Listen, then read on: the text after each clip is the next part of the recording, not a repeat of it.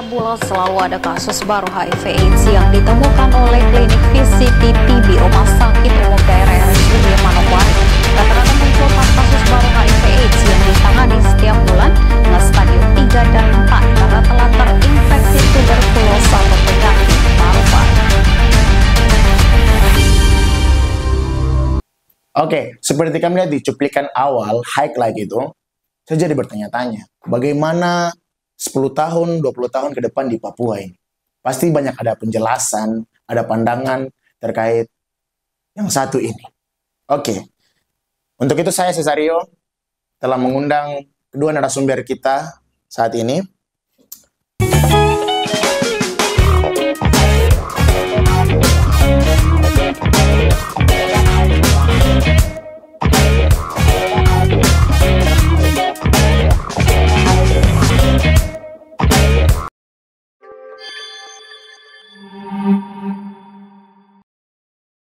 Sebelum tong lanjut ke pertanyaan-pertanyaan yang sudah tong rangkum, saya mempersilahkan kakak berdua untuk memperkenalkan diri secara singkat supaya teman-teman tahu siapa yang tong undang sekarang ini.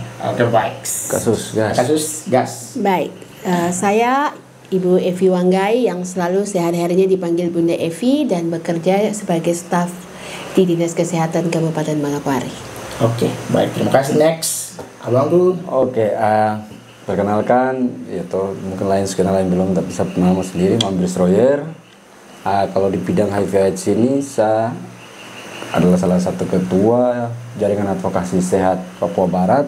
Jaringan ini dibentuk oleh Rumah Cemara dari Bandung dan didanai oleh PV Health Project dan juga ada dari beberapa teman-teman. Kita JAS sendiri ini kita dari beberapa organisasi kita melebur menjadi satu jaringan ini, makanya kita sebut kita jaringan advokasi sehat JAS ya. Jadi ada teman-teman dari genre, dari PCMI, dari Ikatan Mahasiswa Kedaerahan lainnya. Kita ya ada beberapa latar belakang organisasi yang berbeda. Kita merasa diri buat terpanggil dan peduli kita buat kita punya anak-anak muda, khususnya anak-anak di tanah Papua ini. Jadi kita melebur jadi satu, kita dibentuk, terus ya kita bergerak sekarang baru sekitar 2 tahun. Saya sendiri ketua jaringannya. Terima kasih kakak berdua. Kakak Suster, siapa saya langsung kakak Suster, kakak Mam. Tong setahu saya kenal kakak Mam. Oke, langsung saya kakak, ini ada beberapa pertanyaan yang sudah tong siapkan. Nanti tong akan diskusi bersama. Kakak berdua punya pandangan-pandangan terkait bagaimana isu ini. Langsung saja kakak, ini pertanyaan pertama. Saya langsung saja bertanya ke Ibu Suster, karena kakak ibu yang langsung berada sebagai tenaga medis dan berada di pelayanan itu. Langsung saja kakak, sebenarnya HIV itu apa? Saya tuh supaya tahu lebih detail lagi begitu. Baik kakak. Kalau HIV itu Human Immunodeficiency Virus, itu adalah virus penyebab AIDS yang melemahkan sistem kekebalan tubuh. Banyak terdapat di dalam darah, cairan sperma, dan cairan vagina. Sedangkan AIDS itu Acquired Immunodeficiency Syndrome, itu adalah kumpulan dari beberapa gejala penyakit akibat menurunnya sistem kekebalan tubuh yang disebabkan oleh HIV. Jadi HIV itu beda ya, itu virusnya, AIDS-nya itu penyakitnya, kumpulan penyakitnya. Jadi HIV itu apa? HIV itu virusnya. Sedangkan AIDS itu kumpulan gabungan dari penyakitnya. Oke, baik. Iya, kalau dari kita mengulas, pasti ini isu sudah dengar dari dulu tentang isu ini. Dan sama seperti pertanyaan kedua ini, menurut saya langsung kasih pertanyaan ke Kak Mam. Seperti apa situasinya sekarang? Apakah ada penambahan kasus? Apakah berkurang? Menurut kakak berdua, kakak Mambri, saya langsung. Kalau mungkin soal data nanti kakak Suster, cuma yang saya pandangan dari kita sering berkecimpung di dunia ini sudah 2 tahun, bahkan beberapa waktu terakhir ini. Untuk beberapa waktu terakhir ini saya tidak bisa tipu, tapi bos nonton sendiri lihat bahwa banyak anak-anak muda yang mati lebih banyak dari orang tua. Coba nanti perhatikan, ada yang mati karena sakit dengan ini, ada yang sudah diketahui dia sakit, ada yang tidak diketahui. Jadi kita bisa bilang bisa saja kita punya saudara atau kita punya kakak, kita tidak tahu. Barang itu bukan kita kemarin atau tadi kita pakai terus besok dia hasil keluar, itu bisa 3 sampai 5 tahun. Jadi kita bisa lihat beberapa waktu terakhir teman-teman dia jalan dengan sah. Tiba-tiba kenapa dia berubah, situasi itu sekarang kita melihat. Makanya itu jadi satu panggilan buat kita teman-teman muda, kita buat saling mengingatkan. Situasi itu sekarang saya lihat bahwa barangnya dia lagi tidak terkontrol begitu. Ada yang bisa pergi periksa, ada yang tidak. Jadi kita tugas bahwa kita bukan orang medis dan kita bukan orang misalnya, tapi kita bisa dengan buku kasih tahu kita orang. Mungkin teman dia terasa dengar koi, tapi dia bisa dengar saya buat pergi periksa. Pergi periksa. Iya. Oh, baik kan. Iya. Kita sendiri sudah dengar bahwa memang isu ini bukan isu yang baru, dan sebenarnya kalau yang saya baca juga, saya lihat itu kan macam agak susah untuk bisa periksa, apalagi yang bilang sana harus periksa itu maksudnya percaya diri begitu, tidak berani untuk dipublis, maksudnya di keluar untuk bisa periksa, padahal sebenarnya itu harus sebenarnya tuh supaya kita bisa tahu gitu. Oke, kakak, saya lanjut lagi ke pertanyaan berikutnya. Bagaimana dengan layanan para pihak pemerintah gitu? Karena 10 tahun lalu kita banyak dengar organisasi masyarakat seperti LSM yang mendukung program ini yang mendukung isu ini. Sekarang apakah berkurang atau tidak? Ibu Suster mungkin bisa jawab. Baik.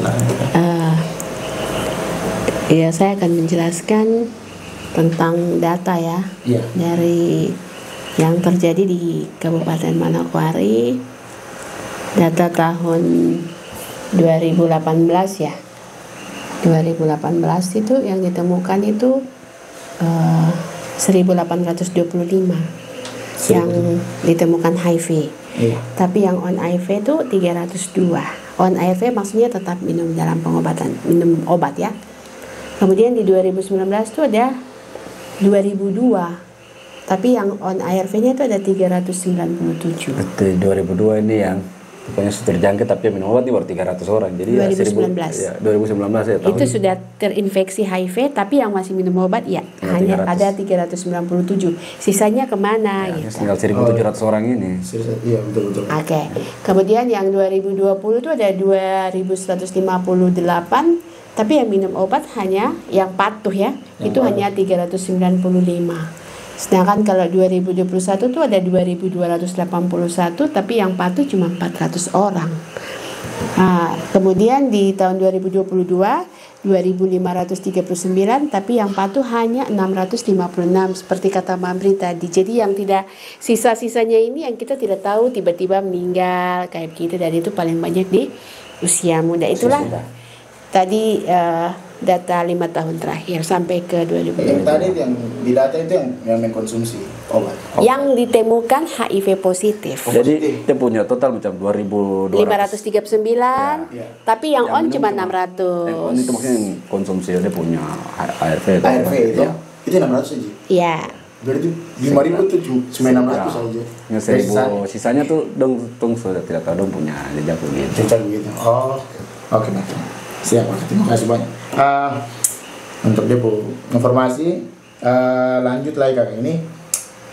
Apakah yang sudah dilakukan pemerintah saat ini untuk mengantisipasi peningkatan ODIF ya, okay? Kakak Mamri. Kakak Suster yang lebih langsung ke Pemdanya, jadi kakak Oke, yang baik. terlibat ya. Boleh. Ya. Silakan. Nanti saya tambahkan saja apa yang Kalau saya lihat ya, semacam kalau boleh. di pemerintah yang sudah dilakukan ya. Iya. Kalau yang sudah dilakukan mungkin peningkatan kapasitas layanan ya. Kapasitas layanan itu sudah ada 13 layanan puskesmas dan 4 rumah sakit yang sudah disiapkan untuk pelayanan pemeriksaan dan pengobatan ya. HIV/AIDS termasuk rumah sakit Bayangkara. Itu sudah masuk rumah sakit provinsi pun sudah dilengkapi untuk hari ini, untuk semua masyarakat boleh datang dan periksa. Jadi itu yang dilakukan oleh pemerintah. Sudah dilakukan. Ya. Tapi kalau dari jumlah puskesmas yang ada di misalnya Papua Barat, itu Manokwari, Itu setiap puskesmas kita bisa berobat, kita bisa periksa kan? Bisa. Sudah langsung. bisa. Bisa ya? Sudah gratis. bisa diperiksa, Dan itu gratis, ya? sudah bisa diobati, dan itu gratis. Gratis. Oh, baik. Jadi satu sisi kita tidak bisa lihat ini bahwa ini tanggung jawab pemerintah saja, tapi ini kita tanggung jawab bersama. Memang ya kebijakan memang dari sana, dari punya beberapa orang, tapi ya tanggung jawab ya kita punya tanggung jawab bersama. Tanggung jawab bersama. Kalau sudah sediakan tempat ini, bagaimana kita bertanggung jawab buat ajak orang-orang ini dong ke situ, sama ke situ periksa. Iya. Wadahnya sudah ada. Sudah ada, maksudnya bahwa Pemda dong sudah siapkan. Siap. Nah, tanggung jawab kita bukan tanggung jawabnya Pemda lagi buat ajak orang-orang ini periksa, tapi tanggung jawab bersama. Tanggung jawab bersama. Iya. Benar. Luar biasa. Baik. Sekarang ini saran saya mungkin lebih kepada saran kakak berdua untuk pemerintah. Kira-kira mungkin ada fasilitas yang akan pikir harus memenuhi syarat atau memadai begitu. Ini nggak kakak Mamre. Saya senang ini kakak suster bahasa. Tidak usah bangun ini, tapi kasih lepas tanah kuburan tuh gimana? Iya. Mungkin kalau dari saya melihat kasus tadi ya, kita butuh kerjasama paling banyak sekali kepada semua yang terpanggil untuk pelayanan HIV/AIDS. Kalau pemerintah kan dia sudah lakukan tugasnya, yaitu siapkan fasilitasnya puskesmas, siapkan juga timnya, dokternya ada, semuanya sudah komplit. Tapi orang-orangnya masih belum datang untuk mau periksa. Maka dituntut keterlibatan kita semua untuk membantu tadi kayak Mandri bilang.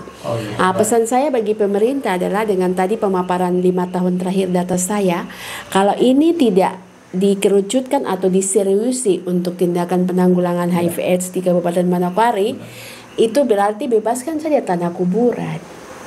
Karena tidak bisa lagi kita lakukan apa-apa. Kita mau pembangunan seperti apa, tapi generasi kita terlahir HIV positif. Mau berapa lama bertahan misalkan. Maka kalau saran saya, mohon diseriusi oleh pemerintah untuk kita bekerja sama-sama dengan LSM dan semua pihak. Termasuk adik-adik di media hari ini juga sudah membantu kita di edukasi ya, edukasi kepada semua pihak. Kayak itu, pesan saya, bebaskan saja tanah kuburan.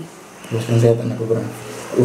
Ini agak keras. Iya, maksudnya kalau macam kita bangun pembangunan banyak-banyak tapi orang-orang tidak ada, kan orang-orang ini habis dengan barang tadi. Iya betul. Ya, itu daripada aku bangun barang-barang ini biar uang ini aku pakai lepas tanah buat bikin kuburan saja. Iya benar ya. Itu saya punya saran. Tadi saya bilang bahwa kalau tepat tadi saya bilang bukan tanggung jawab pemerintah saja, tapi tanggung jawab kita bersama. Kita Papua ini masih sedikit, maksudnya kita jumlah ini tidak banyak kayak yang lain, tapi kalau barang ini dia terbesar di Papua. Coba tolong bayangkan bahwa dari data Indonesia nih Papua paling besar, baru kita masyarakat paling sedikit. Barang ini lagi tambah, kita tidak bisa lihat 5 tahun, 10 tahun ke depan kita bisa habis. Jangan saya bilang 10 tahun, 20 tahun, 5 tahun ke depan saya tuh. Iya itu dia bisa sampai 5 tahun, 10 tahun. Mungkin hari ini kita bisa lihat, itu ada orang yang Pak ini jalan sebarang gitu yang kena. Kita tidak tahu kalau misal tahun depan kita punya saudara atau kita punya. Nah itu menjadi tanggung jawab bersama atau menjadi apapun. Atau bisa kita juga bisa kita tidak tahu toh. Bisa kita atau bisa orang sekitar kita itu yang kita tanggung jawab tuh kasih keluar uang itu cukup tuh kasih nasihat saja buat teman-teman kau ingat ini ya, walaupun kita tidak punya pemahaman atau kita punya pendidikan yang mendalam terkait itu, tapi kita tahu bagaimana cara jaga diri toh. Betul kan. Jadi memang bukan cuma pemerintah bertanggung jawab. Iya. Kayak betul, sekarang di jaringan gini kan, itu tuh salah satu stimulus itu tuh untuk ajak-ajak teman-teman muda. Maksudnya kalau kita punya sesuatu yang lebih, kita mau bazir dan itu bos di atas dia sudah titip buat kita orang, kau sudah punya sesuatu yang lebih, kreativitas ini bagaimana kau berbagi dengan orang lain, dengan pengetahuan, dengan kau punya kreativitas. Jadi kita orang di JAS sendiri, termasuk kasus juga ada anggota dari JAS, dari JAS juga. Kita ada bina beberapa komunitas sekaligus. Jadi kita punya tugas ini membumingkan isu HIV/AIDS di kalangan anak muda, khususnya baru sekarang ini baru bergerak di Kabupaten Manokwari. Ada sekitar 15 komunitas, ada komunitas skateboard, komunitas rap. Jadi tiap komunitas ini dong punya pemahaman kalau kita di sekolah kan kita belajar tentang HIV/AIDS dan yang lain, tapi cuma ya kulit-kulit lah. Benar. Dengan ini kakak suster dong bantu kita buat edukasi teman-teman di komunitas dan sudah punya pengetahuan baru. dong kasih tahu ke teman-teman yang lain. Jadi mau kasih tahu kita orang lah. Apa kita punya itu? Apa ya? Kau jaga sah? Saya jaga kok. Saya jaga Kau jaga saya jaga kau. Kau jaga saya jaga kau. Ya itu kan semboyan dari Ya. jaringan kayak. Ya dari jaringan dari ya teman-teman kita punya apa jargon-jargon kayak. Kalau di HIV, stop. Stop. Sulu temukan, obati, pertahankan. Stop. Sulu temukan, obati, pertahankan. Mendengar itu. Baik, kali ini pertanyaan berikut lagi. Saya langsung saja. Bagaimana upaya yang kita lakukan untuk menuju 2023 Indonesia bebas HIV/AIDS? Memang saya pikir ini pertanyaan yang agak gimana ya? Mungkin kamu bisa bantu saya. Dengan kasus yang gini, Dengan kasus tiba-tiba kamu 2000 ini tuh harus kosong. Harus kosong gitu. 2030 ya. 2030. Kalau program nasionalnya Trisero 2030 ya. Jadi Trisero. 95 yang diharapkan diperiksa, kemudian tidak ada lagi kasus HIV baru, tidak ada kematian lagi untuk HIV. Itu program nasionalnya ke 2030. Apakah itu mungkin? Kalau dari data tadi kita lihat apakah itu memungkinkan ya, kita optimis saja. Optimis, ya. Semoga bisa. Tentunya peran pemerintah dan kita semua. Ya, lewat media sekarang lebih penting sekali dengan kita mengkampanyekan isu ini lewat media-media tuh, media online dan segala macam. Orang-orang pasti biar cuma terlintas saja pasti kita otak berproses waktu kita berpikir oh ya Pak.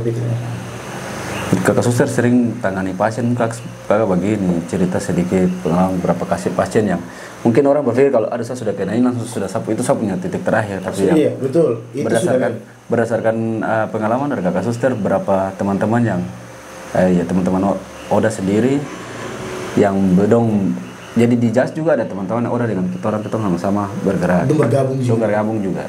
Jadi ada Odif ya, Odif. Iya. Odif, iya betul. Kamu ingat, jangan kamu sebut Oda, Odif. Baik. Oke, kalau saya ada 75 ya, 9 tahun lamanya mendampingi, dan memang semua orang mengatakan mereka ya, atau semua orang pada pandangan utamanya itu adalah HIV adalah akhir dari kehidupan. Tapi kan itu tanpa solusi kalau orang seperti itu. Hari ini kan HIV adalah awal dari sebuah kehidupan yang baru. Kenapa? Ada solusinya, ARV obatnya.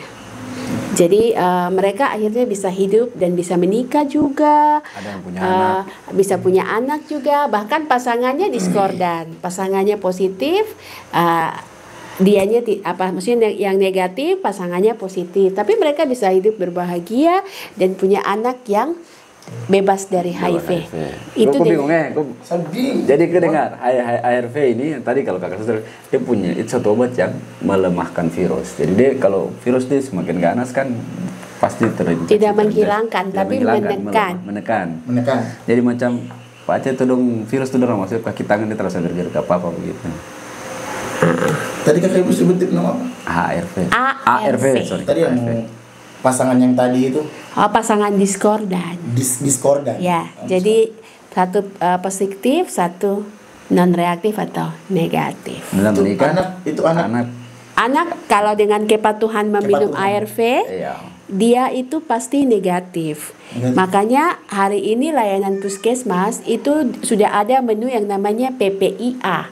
Jadi dari trimester pertama, ibu-ibu diwajibkan pemeriksaan. Di situ wajib ada pemeriksaan HIV. Ditemukan pada trimester pertama langsung diobati. 6 bulan kemudian itu sudah aman bayinya. Pasti bayinya akan terlahir negatif. Ya pengetahuan ini yang memang teman-teman harus tahu. Belum tahu. Maksudnya kita berpikir bahwa kalau satu orang terinfeksi HIV langsung itu sudah dimati Itu sudah. Dilepo sudah. Tapi ya pengetahuan yang kita pas yang perempuan lagi dalam posisi mengandung atau ada janin itu terus tahu saja itu dan juga steril iya ODIF juga. Ini harus kita tahu ini sebenarnya itu luar biasa. Nah berikut ini agar di masa depan kita terhindar dari tempuh generasi Papua. Ini kita bicara kontekstual tentang orang-orang Papua supaya tempuh generasi yang hebat-hebat ini bertahan.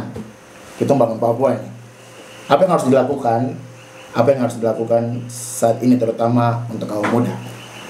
Mungkin kakak Gemdo punya pandangan untuk anak-anak muda sekarang. Kita lihat era yang sekarang, pergaulan bebas ini, tapi bagaimana kita mengantisipasi itu? Alternatif kah, apa wadah kah? Silakan kakak. Oke, kakak suster dulu, bosan. Boleh. Ya. Kalau kakak suster cuma di 5 pencegahan.